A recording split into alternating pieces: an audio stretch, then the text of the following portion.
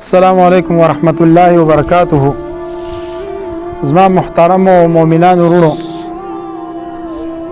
موږ مخکې ویډیو جوړه کړې وه او هغې باره کې یعنې دا کور موږ د مدرسې لپاره اغوښتی دی، مدرسه خالد ابن ولید رضی الله عنه، او تقریبا دا کور دا 50 لک روپۍ قیمت دی چې په دې کې موږ څه ورکړي دي او ډېرې لږې مو ورکړي دي، یعنې 2 لک روپۍ موږ دې ته ډکې کړې او تقریبا 48 لک روپۍ ردې پاتې دي. تاسو ټول مؤمنان ورونو ته دا درخواست دی چې د الله د رضا لپاره موږ سره په دې کې نصرت او مدد وکړي. الله به تاسو سره نصرت او مدد وکړي. او حدیث کې راځي رسول الله صلی الله علیه وسلم فرمایي او یو انسان چې کله د خپل حلال مال له یو کجوره ورکړي نو الله سبحانه وتعالی ته هغه قبول کړي او په خپل لاس باندې اوله غټۍ تر دې پورې حتی تکون مثل الجبل، تر دې پورې چې د یو غر عمره ولقه کجوره غټه کړي د په قیامت پر ورځ د میزان په تله کې ورواچي. نو مقصد هم د خبرې دا کله چې لږ وس کېږي او که ډېر وسې کېږي، که څوک 1000 روپۍ وس کېږي، که 15,000 کېږي، که 10,000 او که 1 لک موږ سره تعاون وکړي او د الله د رضا لپاره دا د قیامت په ورځ په کار راشي. بهترین مال دغه دی چې د الله په مساجد او د الله په مدارس او په طلبه کرامو باندې انسان ولګي.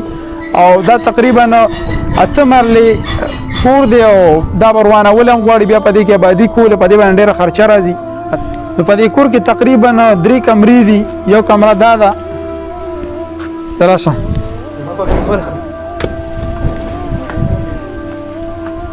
او بله کمره چې کوم دغه دا ده او درېمه کمره هغه ده. نو زما محترم مسلمانان ورونو، رسول الله صلی الله علیه وسلم فرمایي ما نقصت صدقه من مال، صدقه هیڅ مال نه کمی دی، یاد ساته، بلکې صدقې سره نور مال زیاتېږي. هغه سود دی چې هغې سره الله سبحانه وتعالی فرمایي چې مال کمیږي.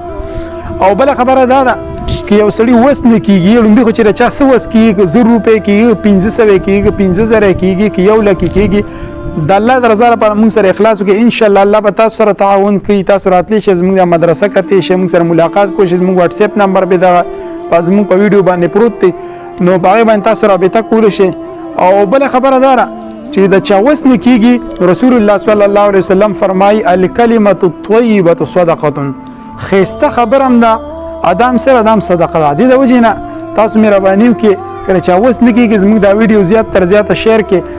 ستاسو د وجې نه چې چا په دې مدرسه کې تعاون وکړو، الله سبحانه وتعالی به تاسو له د دې اجر درکوي. بله زموږ چې کوم نور پښتانه وروڼه یا نور مؤمنان وروڼه هغه په دوبۍ کې دي، سعودي کې دي، قطر کې دي، یا نور ممالک یورپ کې دي، نو هغې نه زموږ دغه درخواست چې موږ سره خصوصي تعاون وکړي او بلکې موږ سره نه د الله له دین سره دی وکړي، زموږ سره څه ښېګړه ده، د الله له دین سره دی وکړي، الله به له دې بدلې ورکوي. واخر دعوانا الحمد لله رب العالمین.